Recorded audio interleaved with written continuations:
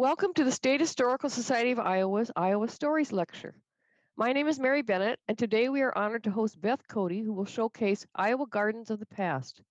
A few housekeeping notes before we begin our program. We are celebrating the 175th anniversary of Iowa's statehood with a full slate of events in 2021. Our colleagues in Des Moines offer Iowa History 101 webinars if you check our website, iowaculture.gov. The next one is Thursday, April 22nd, when Michael Starr of Iowa State University will speak about quality seeds to feed the world, 130 years of seed testing, research, and outreach. Our next Iowa Stories lecture at noon on Thursday, April 29th, will feature historian Jerry Harrington, who's writing a biography of Iowa Governor and U.S. Senator Harold Hughes. His lecture is entitled Thunder from the Prairie, The Life of Harold Hughes. Today's presentation, which will last approximately 40 minutes, followed by questions and answers, will be recorded for later viewing on our website. Your microphones are muted, and we encourage you to submit any questions via the chat box, and we'll answer those at the end of the lecture. I'd like to thank Anu Tawari, Hang Nguyen, and Charles Scott for their technical assistance today, as well as Emily McLean, Jeff Morgan, Michael Moraine, and Tony Jan for helping to promote this event. In her quest to find evidence of Iowa's gardening past, Beth Cody spent a considerable amount of time examining resources at the State Historical Society of Iowa. Besides looking at early nursery and seed company catalogs, she examined illustrations in the 1875 Andreas Atlas and the gardening and landscaping plans promoted by popular magazines in the 20th century. The Henry Field papers contain a nearly complete run of his colorful catalog selling seeds for glorious vegetable or flower gardens. Today, Beth will treat us with a wide array of historical images she discovered, including color photographs in the Joan Liffring Zug Beret collection. We are grateful that the State Historical Society of Iowa became a beneficiary of her in-depth investigation, as Beth located and donated a rare stereograph view of the greenhouse at Terrace Hill, the mansion built by B.F. Allen, which now serves as the Iowa governor's home in Des Moines. Keep an eye out for this special image that might have slipped through our grasp if not for Beth. Thank you very much, Beth. Beth Cody's book, Iowa Gardens of the Past, Lost in Historic Gardens of Iowa, 1850 to 1980, was published in 2020 and is available at iowagardens.com. Beth Cody, born and raised in Ames, Iowa, has lived in the Iowa City area for more than 25 years. Beth lives in a 95-year-old farmhouse in Amish country with her husband, 2 children, and 700 garden books. A graduate of the University of Iowa and Brandeis University in economics, she makes a living as a small business owner and is an avid amateur gardener on her 5 acres. She writes a garden blog at gardenfancy.blogspot.com and is a volunteer with Project Green, who raise money to beautify public spaces in the Iowa City area. Please join me in welcoming Beth Cody today. Thank you, Beth. Thank you, Mary. And I'm grateful that the State Historical Society of Iowa invited me to give this talk today. Like I mentioned, I'm Beth Cody. I live near Iowa City, and I'd like to thank everyone who's watching today as well, as I show you some beautiful vintage images of Iowa gardens of the past. Many Iowans love gardens. If you're watching this presentation, chances are you love gardens too. And many Iowans are also interested in Iowa's history. We love looking at old photographs to see what people's lives were like in earlier times and how they lived. And obviously, if you're watching this presentation, you're probably pretty interested in Iowa history too. But there's an intersection between gardens and history that some people are not completely aware of, and that is the study of garden history. And that's looking at how people used to garden before us, the styles of their gardens, the plants that were popular in various times, the techniques that people used for gardening, and the garden tools that were available to them, and also how gardening intersects with general history. Obviously, economic conditions will influence how people garden. If there's a Great Depression going on or a war where there are shortages, as well as culturally, there are ideas and philosophies of each time that influence not just how people make their gardens, but also, even more importantly, how people think about their gardens. And so this is what garden history is. And there have been a fair number of books published about garden history, which I've enjoyed reading for a decade or more by now. And for years, I have been fascinated by these garden history books. There have been a lot of them published, and there really is something incredibly interesting about seeing pictures of gardens from prior times or people in their gardens, which is even more interesting. I own probably 150 garden history books. I'm always have my eye out looking for new and interesting ones. But I noticed that there were never any pictures of Iowa gardens in any of these books. They mostly show English gardens or gardens in the northeastern states. And I wondered, I mean, is that because Iowans simply didn't make beautiful gardens around their homes?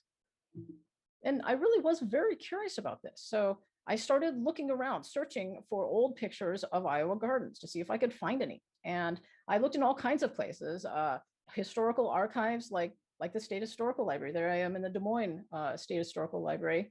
And I was looking at some pictures of Terrace Hill that the collection contains there. And I had to wear white gloves to make sure that I could handle them safely. I went to other libraries, many other libraries through the state, museums. I looked through countless issues of old magazines. I had searches for postcards on eBay for 5 years, everywhere I could think of to try to find images of Iowa gardens. And I found literally hundreds of these, hundreds of images of beautiful Iowa gardens from as early as illustrations that were done in the 1860s all the way up to the present. And as I looked into each of these gardens, I found and did research online, I discovered that each of the gardens has a story behind it. About the people, their lives, how they garden. Sometimes, if I was really lucky, they even wrote about their gardens. Like sometimes they would publish articles about a plant that they were a specialist in, or they would be interviewed for a local newspaper. So it was almost like I could hear their voices and read how they felt about their gardens. And I discovered that Iowans absolutely have been passionate gardeners since the beginning of our state's history. And Iowans didn't just garden in isolation from each other. They shared their love of gardening with other gardeners and with other people who didn't know how to garden. Here are some pictures of garden clubs in Iowa. At the bottom right is a picture of the Iowa State Horticultural Society. They met every January in Des Moines to exchange information, and they published their findings of how they could garden better in Iowa's climate. And the State Historical Library in Iowa City does have all of those books that were published. And at the top left, there's a picture of a neighborly exchange, which was probably a pretty typical way that gardening information was exchanged in Iowa. You can see there's a guy working on his fancy garden beds in his yard, and there are a couple of people driving past on their buggies or their horses. And I guess sometimes these people would stop and maybe they would talk about how the guy was gardening, or if they expressed interest in a particular flower, maybe he would share a cutting of it or some seeds with them later. So that's how garden ideas and information was exchanged. I also found out that Iowans have been influential in gardening, not just as gardeners, but also as garden writers, like Fleta Brownell Woodruff up at the top left there. She was the garden editor of Better Homes and Gardens magazine during the 1940s and 1950s, and that was in Des Moines. That was an incredibly powerful and influential position in the horticultural industry, because if a company came out with a new kind of plant, just one mention in Better Homes and Gardens would sell millions of that. So she was a very powerful figure in the horticultural industry. And plant hybridizers like Griffith Buck there at the top. There's a picture of him toiling away quietly in the greenhouses at Iowa State University. He hybridized new kinds of roses, which weren't really very well appreciated during his lifetime. But after he died, people realized what a great contribution this was, because not only were they hardy in Iowa, which is why he bred them, but also they turned out to be disease resistant as well, so they don't require chemicals. And of course, now that we don't like to use a bunch of extra chemicals in our gardens, that's incredibly an incredible advantage to us that we have these that don't require them. And then there were other people such as seed company entrepreneurs like Henry Field and Earl May. They made huge seed companies and had they each owned a radio station to promote those, and that's a really interesting part of Iowa's history. And other people like people who founded garden clubs, and Helen Field Fisher over on the right, she helped start the American Hemerocallis Society, which is now the it's the foremost organization to promote the daylily. And 100 years ago, hardly anybody planted the daylily, and people just thought it was the old ditch lilies that would occur naturally and that there wasn't anything special about them. But since this organization was started promoting them, now we can hardly imagine gardening without daylilies here in Iowa, especially. And it has 5,000 members in this organization internationally. I'm afraid I won't have time to talk about all these people and all the gardens today because I only have 45 minutes. But I'm going to focus more today on the garden styles that were popular during the decades of Iowa's history. And I'm going to illustrate these garden styles, these historic garden styles, by showing pictures of Iowa gardens that are from my book. And so this is going to give you, I won't be able to focus on any particular one garden picture for too long, but it will give a flavor of something that I believe is a rather beautiful aspect of Iowa's history, which is some Iowa gardens of the past. So let's start at the very beginning. We'll travel back to the earliest days of our state's history. This is a map that was drawn before Iowa was even Iowa. And the first modern immigrants to Iowa in the 1830s and 1840s found a fertile land. We have really good soil here in Iowa for growing things. And it's where the forests of the eastern states gave way to the prairies of the Midwest. This map here was drawn in the 1930s from surveys that were done in the mid-19th century when Iowa was first being settled. The surveys were done in the 1830s, 40s, and 50s. And the dark areas of this map show the original areas of timber in Iowa, where the trees were growing naturally when modern settlers first arrived. And you can see that this was mostly in the eastern part of the state and around the major rivers in Iowa. But other than those areas, the rest of Iowa was a vast tall grass prairie that looked something like this. It was wide open spaces and big skies and grassy prairie that went as far as the eye could see, and with only one or two trees dotting the horizon. And up close in the late summer, the prairie was rather beautiful. It looked something like this. It was filled with wildflowers. This is a picture that was taken in Marietta Sand Prairie State Preserve in Marshall County. And the first modern settlers in Iowa enjoyed these wildflowers, and sometimes they used them for medicinal purposes as well, just like the native residents had done before them. But they weren't planting flowers themselves yet. They were only enjoying the ones that were here when they first arrived. Iowa's first towns were established along the Mississippi River in the 1830s, and then settlement slowly pushed westward across Iowa through the 1840s, 1850s, and 1860s in the northwestern corner. And at first, the new settlers needed to focus on surviving. They weren't making beautiful gardens around their houses yet because they were too busy. They were building cabins and tilling fields and growing vegetables. This drawing here that was made in 1853 of a Council Bluffs cabin shows what an Iowa pioneer cabin looked like. And if you look closely, you can see there's a small garden bed to the left of the cabin, and it was probably filled with something like potatoes that very useful to eat.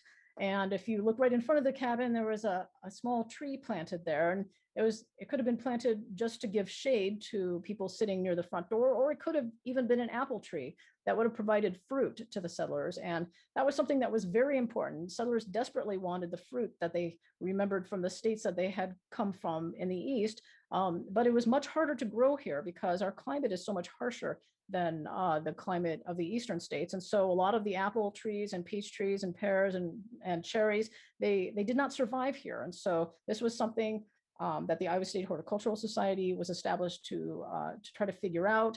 And it was something that most people tried to do and often would lose their trees.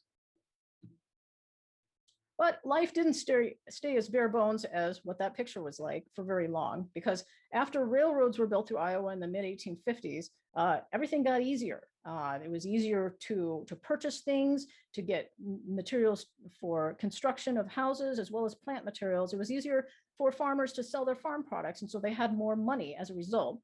So after a few years of saving their money, many Iowans could build nicer homes than just the original log cabins, and life began to seem a lot more settled. And prosperous too, at least in the eastern part of the state. This is an illustration of a merchant building in Maquoketa, which is a town along the Mississippi River. And the dry goods store in this building would almost certainly have had a small selection of seeds, both vegetable seeds and even a few flower seeds that people could purchase when they traveled to the town.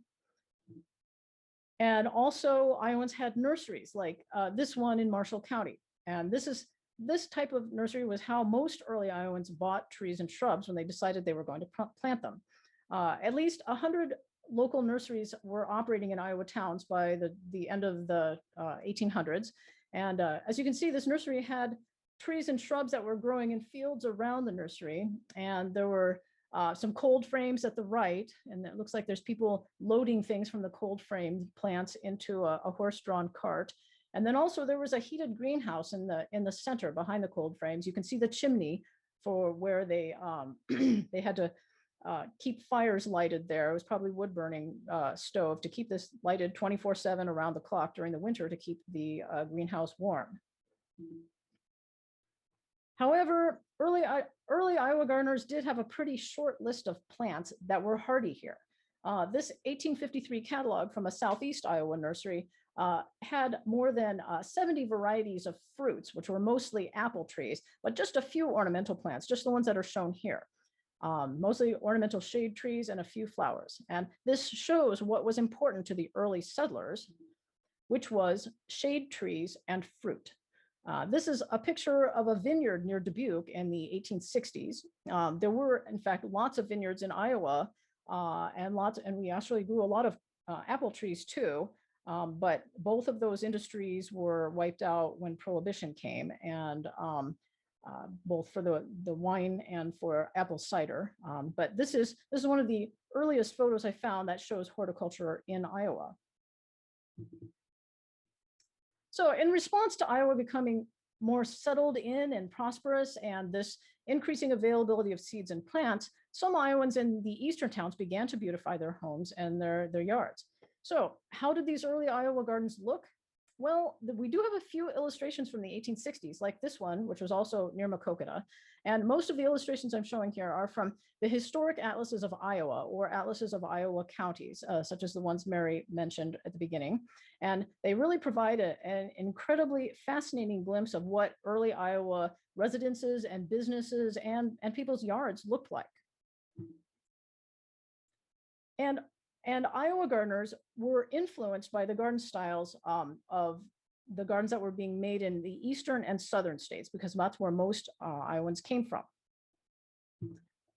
And also the wealthier Iowans had books about landscaping.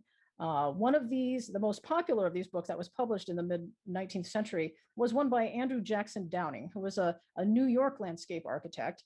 And this is a picture of his residence in New York and of him. And his book was tremendously popular. I think it was first published in 1844 or 1842, and it went through 10 editions at least and was still being published up through the 1920s. And it greatly influenced how people in the eastern states, as well as here in Iowa, landscaped their properties in the mid-1800s. But the landscapes of the eastern and southern states were in turn influenced by the gardens in England and Europe, because that's where our cultural background was from. And including Downing's gardens, the ones he advocated, his ideas didn't come from a vacuum, they came from English garden styles. And when America was first settled in the 1600s during the colonial period, garden styles in England and Europe were formal and geometric in design. And you can see here's an illustration from Downing's book that shows what the old style of gardens looked like, the geometric style, when it was laid out in squares and shapes. And the earliest gardens here in America were also formal in style, like those in Europe. And like the ones that are shown here on this map, which was drawn in the mid-1600s of the colony of New Amsterdam. There's a Dutch colony. Of course, now it's New York, and this is the tip of Lower Manhattan. And that wall, the defensive wall over on the right side there, is about the location of Wall Street now. Fascinating map. And here's a close-up of that map, and you can see how the gardens were laid out in the formal geometric style. This was particularly popular among Dutch, and this was, of course, a Dutch colony. But even in a colony that was not only about 50 years old at this time, it's really outstanding to notice how ornate these garden designs were for such a new colony. And that's because geometric gardens really were the style in the 1600s. But starting in the 1700s, a more natural style of landscaping became popular in England. And this was known, now we call this the English landscape style. And it was inspired originally by landscape paintings that were done of the Italian countryside. English and European artists would travel to Italy to learn how to paint, and they would go out into the countryside and paint natural countryside scenes. And often they would include ancient Roman ruins that were still existing in the Roman countryside because they thought those were very picturesque. Sometimes they would even paint in imaginary figures dressed in Roman clothing to evoke a scene of the ancient world. And then later in the 1700s, there was also the Greek revival period where the style of the ancient Greeks, is how we discovered them as archaeologists were discovering them, influenced clothing and furniture styles, and of course architecture to a high degree. And when English aristocrats mimicked these ancient Greek and Roman landscapes, they planted naturalistic groves of trees set in parkland, and they would also build stone garden follies made to look like ancient classical ruins. And again, this was called the English landscape style. And by the 1830s and 40s, this natural style of landscape had spread to America. And Andrew Jackson Downing advocated a variant of this. It wasn't so much the natural trees and plants, the native trees and plants that were used in the English gardens, but by this time there were a lot more plant discoveries that had been made all over the world, and people wanted to include these more exotic trees, species, and other plants in their gardens. And so they allowed that up close to the house, you could plant these newer exotic trees and species, but they were still planted in the more naturalistic style. So they were planted in naturalistic clumps and also in irregularly shaped beds to sort of mimic what would be a more natural style. And because Iowa was settled during the 1840s and 50s, many of the early Iowa gardens were designed in this naturalistic style. And here's an example. This is a garden of James W. Grimes. He moved to Burlington in 1836, and Burlington was a frontier town at that period. He did serve as Iowa's third governor during the 1850s, but he was also a horticultural enthusiast. And when he built his house around 1850, he laid out a landscape around it, and his gardens were definitely designed in this natural style. And he was clearly influenced by Downing's books, both his house and his garden. Andrew Jackson Downing was an architect as well as a landscape architect.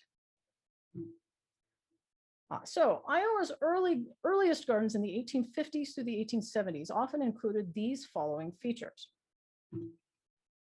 First, the biggest emphasis was on shade and ornamental trees, and these were often planted in natural looking groups, not in straight lines.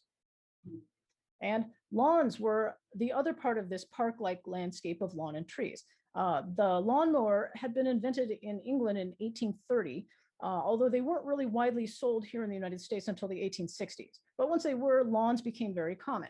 And these lawns were often crossed by curving paths. They meandered about in a kind of more natural manner. They weren't just straight paths. And you can see there's a couple taking the air, promenading on the curving paths of this garden that was in Cedar Rapids, and it was drawn in the 1875 atlas. And in the 19th century, foundation planting, that is planting shrubs and flower beds close to right up against the house, this was not common at all. In nearly all the drawings from this period, the foundations of the houses were bare.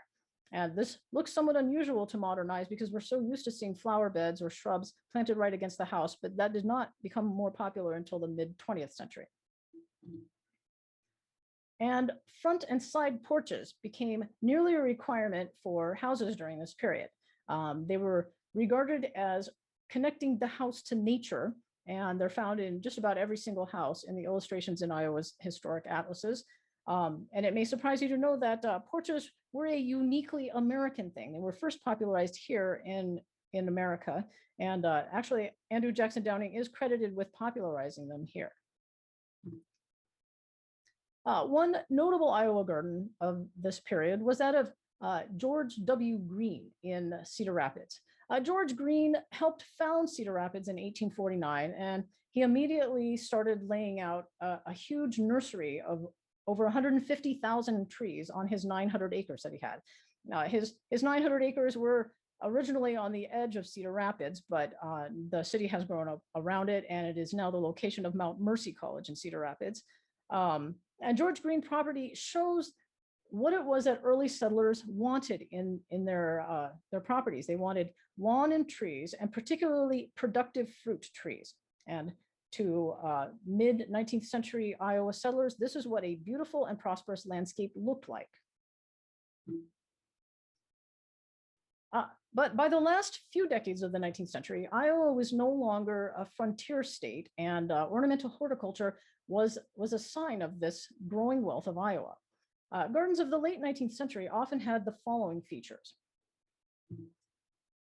Flower beds became more common close to the house beginning in the late 19th century, maybe the 1870s. It wasn't just lawn and trees anymore. Flowers became more emphasized during the late 1800s. And this was for a number of reasons. Well, first, there were a lot more flowers that could be planted. There had been a lot of plant discoveries around the world. People had discovered in South America and Asia and other places a lot of plants that we now commonly plant and think of it as very common, things like petunias, which weren't widely planted here until the 1850s, or zinnias, which was the 1860s before those became popular here. And so there were simply a lot more flowers that people wanted to grow. And also this was a cultural thing. Toward the end of the 19th century, beautifying the home and garden were looked on as signs of a healthy desire to make a better life. It was almost like more of a moral thing that your garden should be neatly tended and beautiful. And this was particularly in the case for women. Gardening to grow beautiful flowers was regarded as a healthy activity. It got women out of the house where they might have been pale and unhealthy, and it got them out in the sunshine. And it was also a morally admirable leisure activity for women to be cultivating beauty in this way. Lawns and porches were often ornamented by urns containing plants. You can see there's a couple of urns next to this drawing from the 1875 Atlas illustrations. This is very common to see urns in the late 19th century. An increasing number of flowering shrubs that were able to survive Iowa's winters were planted directly into the lawn. So they weren't planted in mulched beds like we often plant them now, but planted directly into the lawn. As you can see in this beautiful painting that was done in the 1880s. Tropical plants became increasingly popular the closer you got to the end of the 19th century. This photograph of Terrace Hill, which is now the governor's residence, of course, it shows just how popular tropical plants had become by the 1890s when this picture was taken. And near the end of the century, Victorian style carpet bedding became more common but mostly just in the gardens that were planted by professional gardeners and maintained by them. This was another garden style that came from England. Greenhouse plants were planted in island beds, and they were clipped all to be the same height, so it would give the impression of the colors of a carpet. And here's a great example of this Victorian art of carpet bedding. It was a house in Des Moines. And in fact, if you look closely, the bed in the center of the yard was a turf sculpture. It was made out of sod or turf, and it was sculpted to resemble a rolled up carpet. So it was almost like a literal carpet bed. And here's another amazing garden, one in Keokuk, also taken in the 1890s. This was the garden of John Hubbinger, who owned a large starch factory in Keokuk. And there were quite a few carpet beds in this garden, you can see. And the ones that were mounded up in the center so greatly like this were sometimes called pin cushion beds, because they resembled the pin cushions you would stick your pins in when you were done sewing. And another view of the same garden showing what I think is an especially creative pincushion bed in the shape of a starfish, and it's garnished with shells around the edge. And this is a delightful picture with the people in it.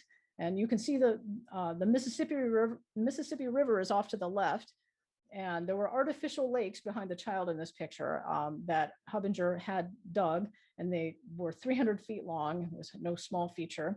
And Hubbinger opened his garden to the public every Sunday. So this was pretty much what Keokuk's public park was. This is before there was the public park movement. So this would be where people would spend their Sunday and enjoy the gardens, and they could row in the rowboats on the lake. And it was really a delightful place. By the turn of the century, Iowans were enjoying a time of economic plenty, and many middle-class Iowans had money for ornamental garden. So garden styles in the early 20th century included these following aspects. There was a continued increase in the popularity of growing flowers, but the kinds of flowers that were popular was changing. In the late 19th century, that had been the mania for tropical plants, but after the turn of the century, hardy perennials and old-fashioned annual flowers and biennials came back into fashion again. There was a nostalgia for old-fashioned garden styles that began during the 1910s, and I will talk a bit more about those. And formal garden designs began a renaissance during this period. And this was after the naturalistic styles of the 19th century. And this was particularly among wealthier garden owners. As Iowa entered the modern age of the telephone, the automobile, and electricity, the growing number of Iowans who lived in cities began to look back in nostalgia to what they regarded as simpler times. A lot of this was now nostalgia for the cleaner air of the countryside, and you can hardly blame them when you see how polluted Des Moines, places like Des Moines, looked at the turn of the century. Not a very attractive picture of the modern city environment. So this is, but of course, these ideas, this nostalgia did not begin in Iowa, because we had cities, larger cities like this, much later than the states in the eastern part of the United States. This nostalgia actually began in the eastern states. Particularly in 1876, Americans had celebrated the centennial of the signing of the Declaration of Independence. This was kind of a big deal. They had a big exhibition in Philadelphia that lasted probably for a couple of years, and they built all these buildings for it. And people at that time were looking back over the 100 years since the nation had been established, and they were looking at the progress that they had made. And a lot of the things that were exhibits in here were industrial exhibits, big new steam engines and things like that. But at the same time, this also started a movement of nostalgia away from those more modern things, which originally came from England and was the arts and crafts movement. And the United States had its own version of the arts and crafts movement, which harkened back to more handmade crafts and not just mass-produced things. And as part of this, Eastern gardeners also began to be interested in the garden styles of the colonial period. And they looked at paintings like this one that was done in 1790, which showed glimpses of what people's gardens had looked like 100 years before. And they started to study these and try to research what kind of plants might have been planted in. So this was because the Eastern gardeners were looking back to what they idealized as an ideal pre-industrial era. And so they would make gardens like this. They made colonial inspired gardens, and these were often laid out in formal designs, but instead of the clipped flower beds of the late 19th century, these were overflowing with informal cottage style plants, old fashioned hardy flowers, and common annuals that grandmother would have planted. In fact, they often called them grandmother's gardens or old fashioned gardens. And this style of old fashioned garden was a key part of it, was that it was planted and maintained by the owner. It was not done by professional gardeners. And this type of garden was especially appealing to impressionist artists in the eastern states of the United States, and were often subjects for their painting, like this beautiful painting done after the turn of the century. And it wasn't just artists, it was other big city dwellers found this style of garden attractive too. And there were a few of these artist gardeners living in Iowa that were influenced by these Eastern ideas. Several of them made gardens inspired by old-fashioned plants and garden designs in the 1910s, which was a decade or so ahead of other Iowa gardeners who adopted these. One of these artist gardeners was photographer Josephine Wallace in Des Moines. Her father was Henry Wallace, who founded the Wallace's Farmer magazine, And she was a photographer. She had a photography studio in Des Moines, and she also used her garden to take pictures of her clients. And she started making her garden in 1913 after she had taken a trip with her family to Dublin, Ireland, and seen some beautiful gardens there. And she read garden books and improved the hard clay soil of this city lot in the middle of Des Moines. And she designed the lattice fences that provided privacy on this busy street corner. That was increasingly important to city dwellers. If you were on a busy street corner, you wanted some privacy in your garden. And you can see one of these lattice fences is designed in the shape of a traditional Chinese moon gate, which was very unusual at that time. And it was a very artistic touch. And Josephine Wallace planted hundreds of flowers in her gardens, and especially flowering vines. And she also added garden seats and a sundial. And all of these elements added an old-fashioned timelessness to her garden. And they were artistic statements at this time. They were considered to be artistic. And they signaled that she valued old-fashioned simplicity and making her garden with her own hands rather than modern city life with mass production and hiring professional gardeners to clip everything into perfection. So these were artistic statements at the time. Another artistic Iowa gardener was Helen Field Fisher, who I mentioned earlier as being instrumental in starting the American Hemerocallis Society. And she lived in Shenandoah, which is a town in the southwest corner of the state. And she started out when she was young. She was a poet who spent time in New York State studying art and poetry at the Roycroft community, which is near Buffalo, New York. It was part of the American arts and crafts movement. But she eventually returned to Shenandoah and got married and started making a garden around her small house there. And it was this old fashioned type of garden. And she started making it in the 1910s. And in the 1920s, because her brother was seedsman Henry Field, who owned a radio station, she started broadcasting a radio show. She became a well-known gardening radio personality and had this gardening show for probably 25 years. However, at the turn of the century, more than 75% of Iowans still lived on farms. So most Iowans were not nostalgic for this old-fashioned rural living because they were still living this way. It wasn't until the 1920s that the majority of Iowans lived in towns and cities, and it was then in the 1920s that old-fashioned and nostalgic garden designs became more widely appealing to most Iowans. So in the early 20th century and the 1920s, there were basically three major styles of gardens, and it was kind of hard for me to analyze how people were making gardens because there were different types of gardens that different types of people made.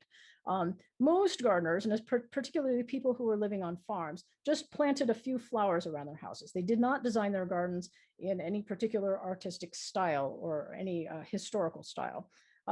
Artistic types of people who were tuned into the ideas of artists and philosophies that had been started in the eastern states, these type of gardeners made old-fashioned gardens, like we just described, and these did become more widely appealing during the 1920s and 30s, though.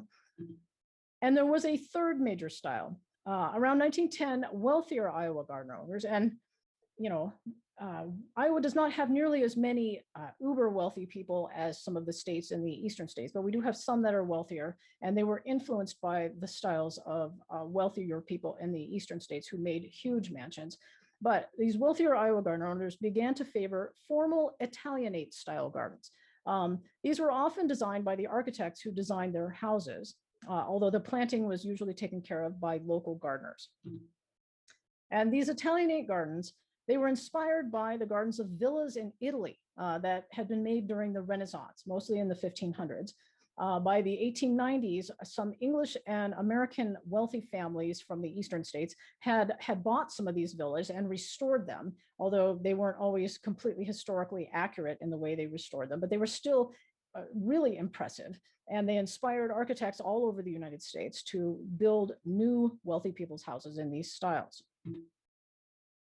Italianate gardens generally have a long central axis. It's often centered on some important feature or view from the house. And they have clipped hedges and stone balustrades to enclose the garden spaces. Often flower beds were punctuated by vertical evergreens. And you can see there's these tall, pointy evergreen trees It was a very common feature. It's in almost all of these pictures that I'm showing here. And Italianate gardens often included sunken garden areas. And these were areas where you had to take several steps down to an enclosed area. And formal water features were pretty much required in the Italianate style. This garden in Davenport actually still exists. The planting is no longer there, but the hardscape all remains. It's across from Vanderveer Park. And if you go on Google Street, you can still see it. It's actually quite fascinating. The period of the 1920s and 1930s was a time of great enthusiasm for gardening among Iowa, particularly among those who lived in cities, suburbs, and small towns, which by 1920 was 60% of Iowans. And garden clubs enjoyed great popularity in the 1920s and 30s. And this was despite the Great Depression, because socializing and visiting each other's gardens and working together in groups to beautify local areas, these were all low-cost activities that most Iowans could still afford, even during the Great Depression. Iowa gardens of the 1920s and 30s often had these following features. Both formal gardens and naturalistic garden styles became popular among Iowa gardeners during this period. And perennial flowers enjoyed a peak of popularity during this period, one that wasn't seen again until the 1990s. Sundials and bird baths were very common garden ornaments of gardens of this period. This photo is of Salisbury House in Des Moines, which was built during the 1920s and is now a museum. They do have, I don't know if you visited the Salisbury House website, but they do have a short film about the building of the garden. It's very fascinating. It's only 7 or 8 minutes long. I highly recommend you watch it. Very, very interesting. And here's another sundial in a more modestly scaled garden, beautiful place built by the owner in Des Moines. And white lattice fences were used for privacy in city and town gardens, which is becoming, as I mentioned, much more important once more people started living in cities. And while wealthier garden owners could afford brick or stone walls, everybody could afford lattice because it was just made of wood. So it was extremely common in 1930s gardens. And in fact, the white lattice fences are almost an identifier of a 1930s garden. And water features became increasingly popular among middle class and ordinary Iowa gardeners. And these were either formal or informal in shape, depending on the style of the garden. By the 1930s, a growing respect for conservation of Iowa's natural heritage led to a new enthusiasm, particularly in cities, for naturalistically designed gardens of the 1930s styles. These were gardens that deliberately attracted birds and other wildlife for the first time. Up to this point, the whole idea of gardens was to exclude wildlife. You were supposed to keep the deer and everything out, the birds that would eat your flowers. But once Iowans started living more in cities and began to feel more secure that they were protected from nature, they found they missed it. And so they started trying to attract it by attracting birds and other wildlife. These naturalistically garden designs of the 1930s included these features. Informal rock-edged ponds. Making these was affordable for middle-class gardeners, even during the Great Depression, because they were constructed mostly using the gardener's own labor, trying to fit all the stones together, just some inexpensive concrete, and then rocks that people just went out and found themselves. And of course, those went very well with rock gardens. The enthusiasm for alpine rock gardens had begun in England in the early 1900s. It was picked up by wealthier Iowa gardeners by the 1920s as a trendy thing, but they became tremendously popular with middle-class Iowa gardeners by the 1930s. There were some streets, you would walk down the street and 4 or 5 of the houses along that street would have a rock garden in it, a tremendously popular garden style. It became fashionable to make paths or patios that were paved with irregularly shaped stones. Often we used Iowa's limestone because we have a lot of that here in the state. And this kind of surface was called crazy paving, not because it was crazy in any way, but because it resembled the crazing, which was a fine web of cracks on porcelain. And so that's what crazy paving, where that name came from. And small rock garden plants could be seeded into this crazy paving to make a natural rock garden effect. And this style of crazy paving for a patio or a path is still very popular in England. I think it's probably less popular here in Iowa because we have to shovel our paths and we have a lot more snow here. And obviously it's a lot harder to shovel a walkway if it has a bunch of little rock garden plants in it like this. And Japanese-inspired gardens began to be seen in Iowa during this period. This garden actually still exists as part of the Musser Art Museum in Muscatine. And here's a picture I took of it about 5 years ago. And I just found out, this is very exciting, they're planning to renovate this garden starting this year.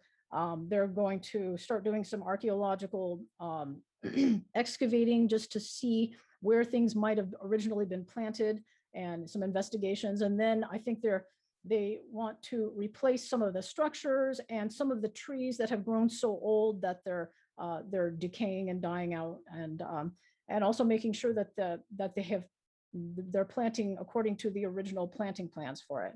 This is going to be a very exciting historic garden project right here in Iowa. So when it's finished, you should make an effort to go out and visit it because I'm sure it will be very beautiful. Of course, not all Iowa gardeners planted their gardens in formal or naturalistic plans during the 1920s and 30s, but even gardens that didn't have an overall design plan seemed to be more successful gardens overall. And that's because people were paying more attention to the ideas of gardening because of garden clubs, and there were magazines being published like Better Homes and Gardens, which had started publication in 1922 in Des Moines. There were a lot of garden books being published. And there were also a large number of really successful Iowa seed and nursery companies during the 1930s, as I mentioned, like Henry Field and Earl May. And these companies did influence how Iowa's gardened. Probably most households in Iowa received at least one of these catalogs, if not all of them. And I could give a whole Zoom presentation just about these companies because they're fascinating, their history and their radio stations and how they influence things. But again, a lack of time. But the 1930s eventually came to an end. And the 1940s were all about the Second World War, of course. The United States entered World War II at the end of 1941, and Iowans certainly helped ensure that the US was victorious, and not just the 250,000 Iowans who served in the armed forces. Iowa farmers were able to double their agricultural production, which is incredible because there were labor shortages, huge labor shortages. They couldn't get new equipment, but they still managed to feed so many extra people during this time that really needed this food. And also ordinary Iowans, even if they weren't farmers, also made victory gardens. By 1944, 70% of Iowa's households grew victory gardens, and that was 475,000 gardens. And these weren't just small gardens either. The average size of them was 1/5 of an acre, which is the size of an average town house lot now. I mean, so that'd be your whole town house lot planted in a productive garden, like the one drawn out in the illustration from the Des Moines Sunday Register. That was drawn by Fleda Brownell Woodruff, who of course was the garden editor of Better Homes and Gardens, as well as the garden columnist for the Des Moines Register. But ornamental gardening was de-emphasized during this wartime period in favor of vegetable gardening. So Iowans either maintained their existing garden designs during this period, or they just planted simple flower beds or window boxes to cheer people up and help maintain morale during this stressful time of war. And both productive and ornamental gardeners faced shortages and rationing of gardening supplies that made life more difficult. There were shortages of seeds and fertilizers, restrictions on new tools and lawnmowers, and most noticeably, there was a shortage of flower bulbs like tulips and hyacinths. And this is because the Germans occupied the Netherlands from, I think, 1940 until the country was liberated in 1945. And so there were hardly any tulips to be found during the 5-year period. But the US and its allies were, of course, victorious, and they liberated Europe, North Africa, and then Asia. And over 10 million US soldiers were demobilized and returned home by 1947. And gardening helped those soldiers who had not come out of the war unscathed. There were a number of articles in Better Homes and Gardens and other magazines about how gardening was a healthy thing and could help people psychologically. After 5 years of war and shortages, Iowans were ready to enjoy the modern age of peace. And that is the peace rose on the left there. And that was, the peace rose was the most popular rose of the 20th century. And some of you may know the story of that already, how it was hybridized by a French hybridizing company before the Second World War. And they sent out samples of it right before the Germans marched in, maybe the last plane before the Germans came in. And they sent it to several other hybridizers in different countries so that it would not be lost. And these hybridizers in America and other places were growing this on and realized this was an amazing rose and beautiful and had wonderful colors and a good healthy habit. But they didn't know what the name of it was because it was just this unnamed variety. And so at the end of the war in 1945, these hybridizers got together and decided this rose needed to be sold to the public, and they needed to decide on a name. And so they decided on the name Peace. And of course, that was what everybody wanted at this point, and it became kind of a symbol of the age, the most popular rose of the 20th century. Moving on to the last period that I'll have time to cover today. Iowa gardens of the 1950s and 1960s often had these features. Low maintenance lawn and trees were emphasized once again in kind of a return to the 19th century, mid-19th century styles. But unlike in the 19th century, shrubs or flower beds were planted along the foundation of the house. And this is why this style appears to be so common to our eyes, because in the mid 20th century, this became the way almost every house was planted.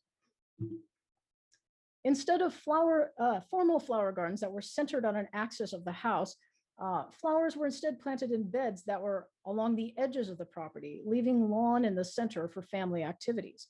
And these perimeter garden beds were often simple rectangular shapes. But in the 1960s, more modern design gardens began to feature sweeping curves like these designed here. This is a very typical mid-century modern design aspect. And backyard patios became very popular. Sliding glass doors led directly out to them. And these largely replaced the traditional front porches that had been the center of socializing outside until this period. And these patios were furnished first with wrought iron patio furniture, and later this was steel or aluminum furniture. And of course, by the 70s and 80s, that became plastic lawn furniture.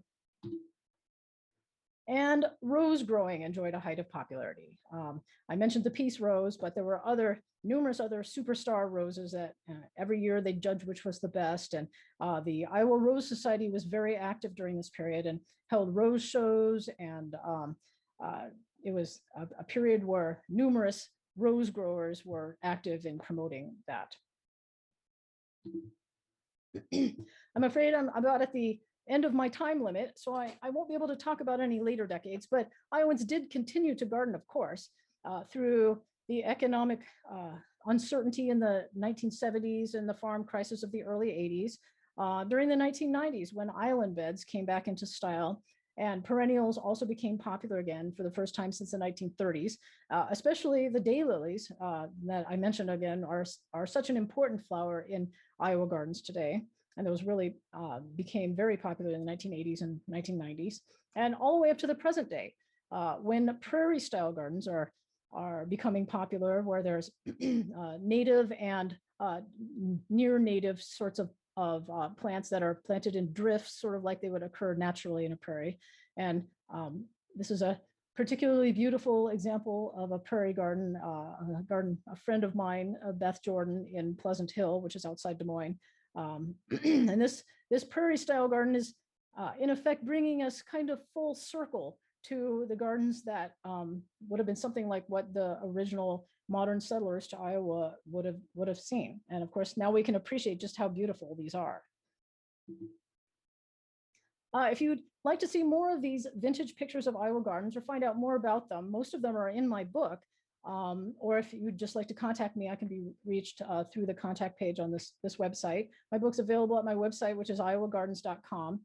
And it's also and in some public libraries as well. And I think the Des Moines Botanical Garden has it in their gift shop as well.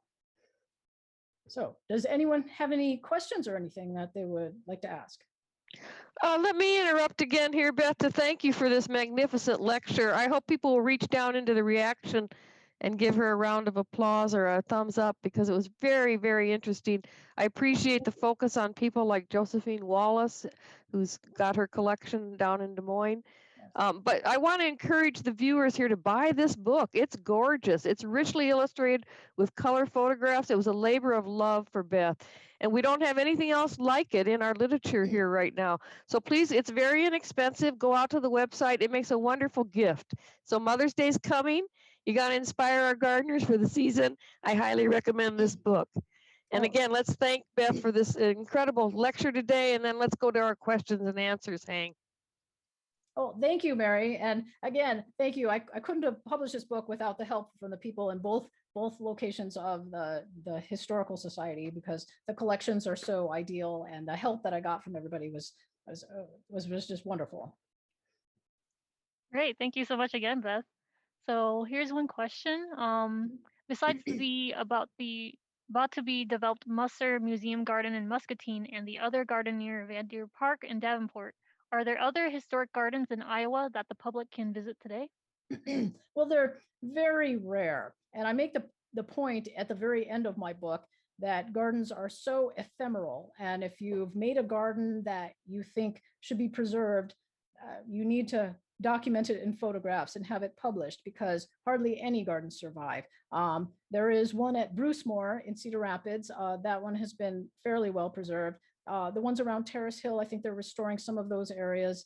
The Muscatine Garden area, and there here and there you'll see not the planting, but the hardscape of some was, I don't know, maybe set in concrete, so it's still there, but it's tremendously rare, unfortunately.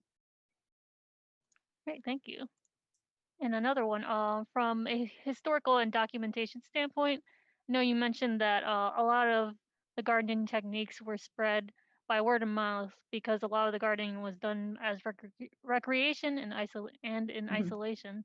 So why do you think there were a lack of books focusing on the history of Iowa gardens when you found so many examples out there? Most of the garden history books have been published by publishers either in England, where they have a high interest in it, or in the eastern states. And I think they just weren't aware of what was going on in Iowa. And we are a flyover state, of course, or maybe at that point it was called a train through state, because nobody really understood what was going on. We didn't have airplanes. But and also, I think, like I mentioned, Iowa did not have a concentration of really super wealthy people that would have been in contact with them. So they just didn't know that there were, fancy gardens being made out here, because they were more local. And, we don't have the scale of wealth that exists in the eastern states, where they would hire famous garden designers to make their gardens for them. And then that would be publicized. So maybe people just weren't aware. And then, of course, they're just not interested in our state the way that we're interested in our state, of course. Great, thank you. And now it is 1 p.m. and let's all join again on a virtual applause to Beth. Thank you so much again for your time. Thank you. Thank you so much for inviting me to have this talk, and I hope everybody enjoyed it. All right, thank you all for joining.